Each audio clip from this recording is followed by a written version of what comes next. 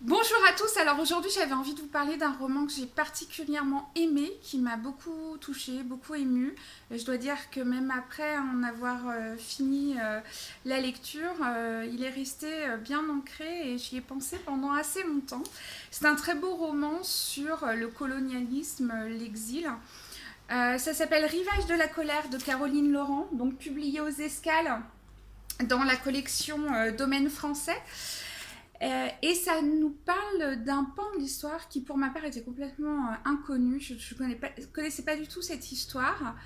Ça se passe en 1967.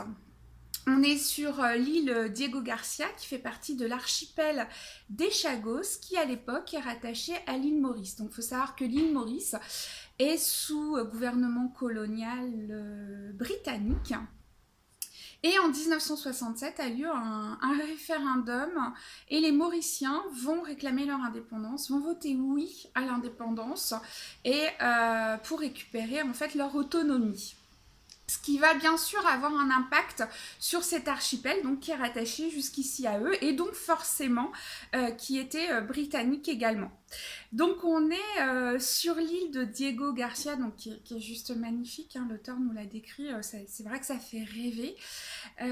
Donc vivent sur cette île de Diego Garcia. Marie, qui un jour voit arriver un beau jeune homme. Elle tombe complètement sous le charme de Gabriel, qui en fait accompagne l'administrateur colonial britannique sur l'île. Et vraiment, elle tombe amoureuse de lui. Donc lui, il est mauricien, elle est chagossienne. Donc ce qui est vraiment disons pas dans les traditions de se mélanger ainsi. Et donc c'est vraiment l'histoire d'un amour impossible. Et puis donc en 1967, quand l'île Maurice va réclamer son indépendance et devenir autonome, quid de la question de cet archipel, que vont devenir les Chagossiens. Et en fait, pendant un certain temps, les Chagossiens ne voient pas de changement dans leur vie, dans le gouvernement en lui-même, jusqu'au jour où ils voient débarquer des militaires qui les expulsent. Ils ont 1 heure pour prendre quelques affaires et partir de leur île sans savoir où ils vont, sans savoir s'ils auront l'occasion de revenir sur leur île.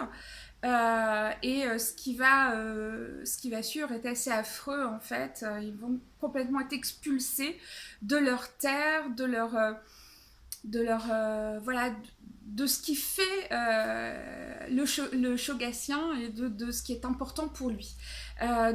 Commence donc un combat d'exil, un combat pour essayer de récupérer son droit de revenir sur leur île.